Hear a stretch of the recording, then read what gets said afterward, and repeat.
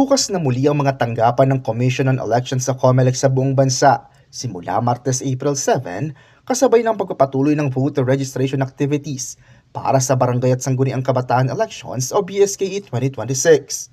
Ayon sa komisyon, balik operasyon na ang lahat ng kanilang opisina matapos itong isara noong Huwebes Santo at Biyernes Santo bilang paggunita sa Semana Santa.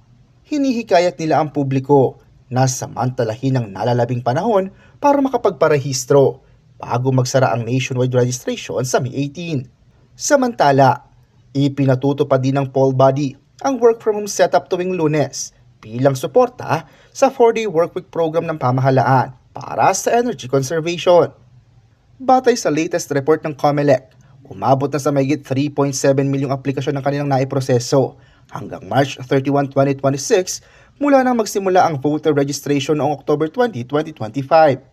Pinakamaraming aplikante pa rin ang naitala sa Calabarzon na may 610,859.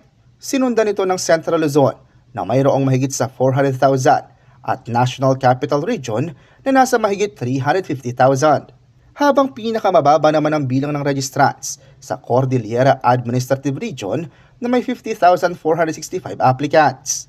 Kaugnay niya, muling pinaalalahanan ng COMELEC ang mga kwalipikadong botante na huwag ipagpaliban ang pagpaparehistro bago ang itinakdang deadline.